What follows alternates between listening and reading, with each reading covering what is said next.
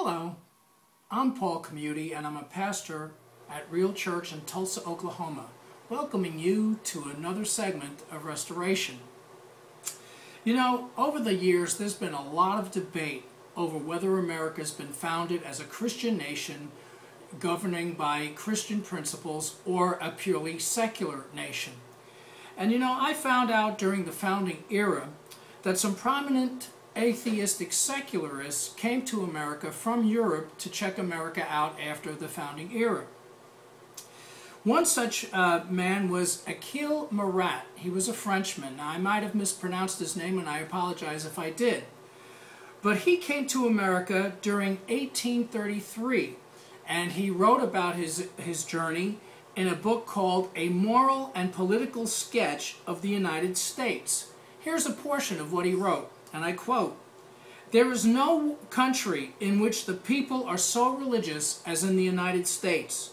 To the eyes of a foreigner, they even appear to be too much so.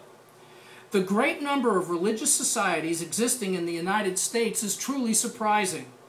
There are some of them for everything. For instance, societies to distribute the Bible, to distribute tracts, to encourage religious journals, to convert, civilize, educate the savages, to marry the preachers, to care for their widows and orphans, to preach, extend, purify, preserve, and reform the faith, to build chapels, endow congregations, support seminaries, convert sailors, Negroes, and loose women, to secure the observance of Sunday and prevent blasphemy by prosecuting the violators, to establish Sunday schools where young ladies teach reading and the catechism to little rogues, male and female, and also to prevent drunkenness, etc." You know, despite Mr. Marat's disdain for Christianity, because again he was from France and he was a French secularist, he went on to say this, quote again, "While a death struggle is waging in Europe, it is curious to observe the tranquility which prevails in the United States." The death struggle in Europe that Mr. Marat was referring to was the violent upheaval and tumultuous turmoil that Europe was experiencing as secularism was spreading through the continent. This was due to the philosophy that the people began to buy into that you could have morality without Christianity/religion. In fact, President Washington addressed that very issue in his farewell speech as he left the presidency.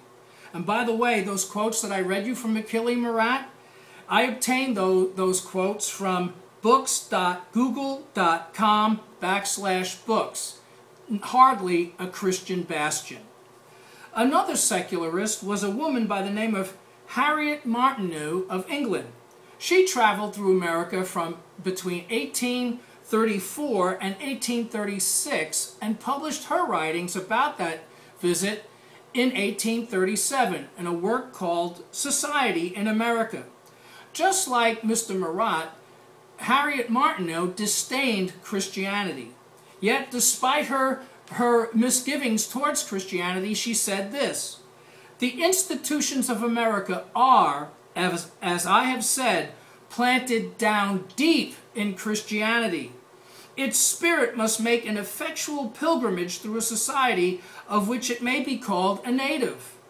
And no mistrust of its influences can forever intercept that spirit in its mission of denouncing anomalies, exposing hypocrisy, rebuking faithlessness, raising and communing with the outcast, driving out sordidness from the circuit of this, the most glorious temple of society that has ever yet been reared." And by the way, I obtained that quote from a digitized version of the book, which was from the library of Harvard University. Again, hardly a Christian bastion. In light of the fact that European secularists acknowledged the deep-rootedness of Christianity in America to the point that Christians and Christianity influenced all areas of life, my question to the Christian church in America today is this: what has happened to us? I know that there are very sincere, God-loving, God-fearing, and God-worshiping Christians in America. But survey after survey also clearly shows that an overwhelming majority of Christians are becoming more secularized. We want to have the best of both worlds. But Jesus himself said that we cannot serve two masters. Yet many of us try to do just that. You know, in the Gospels of Matthew and Luke, there was a Roman centurion that requested Jesus to come to his home and heal a servant that the centurion was very fond of. Jesus was quite willing to go into the home of the centurion, but the centurion felt that he was unworthy to have Jesus come in.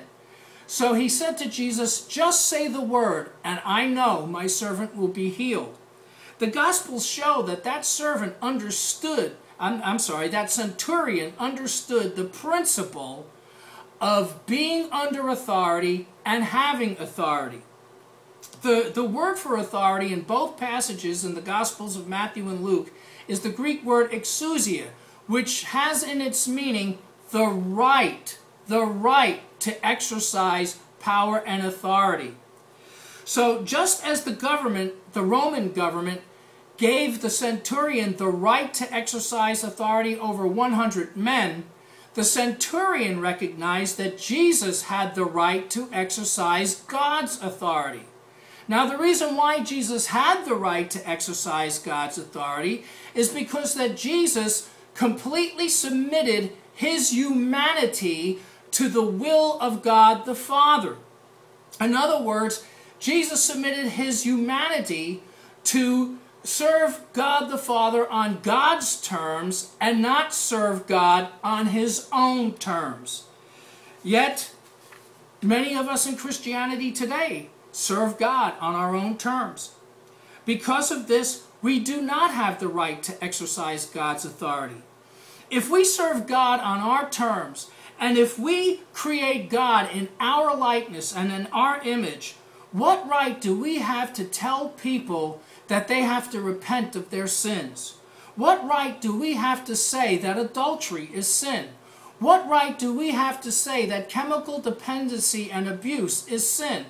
What right do we have to say that uncontrolled anger is sin? What right do we have to say that homosexuality is sin? We do not have the right to exercise that kind of power and authority. And this is why increasingly good is being called evil and evil is being called good.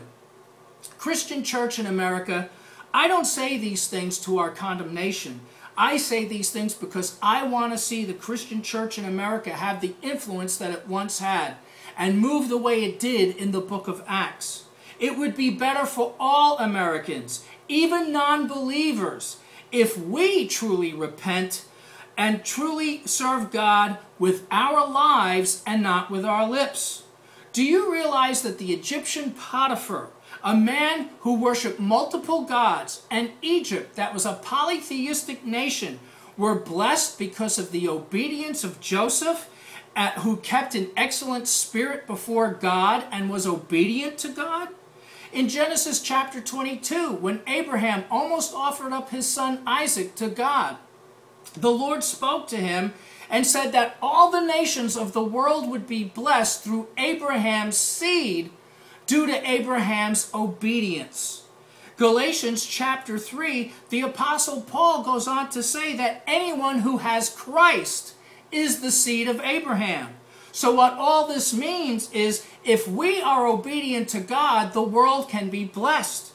If the world isn't being blessed, if America isn't being blessed, it's because by and large, Christians are not in obedience to God. Now, I believe America can turn around, but America won't turn around until we as Christians repent of our idolatry, repent of our trying to serve two masters, and repent for serving God on our terms instead of serving God on his terms. Forget about the end times garbage. It's biblical to have a generational point of view. And by the way, the Founding Fathers and the Pilgrims had a generational point of view. Now, before I go, again, I want to let you know that my book, Sound the Alarm, The Spiritual Side of the Culture War, is available. You can order it directly from the publisher, www.tatepublishing.com/bookstore, www.tatepublishing.com/bookstore. You can also get it from barnesandnoble.com, and it's also available on Barnes & Noble's Nook. You can order it through Amazon.com, and it is also available through Amazon.com's Kindle. Also, please check out my website, thepatrioticpastor.com. Again, that's www.thepatrioticpastor.com. And if you click on Oracles of Liberty, you'll see my recent article, America Meltdown. And check out my Sound the Alarm Facebook page as well.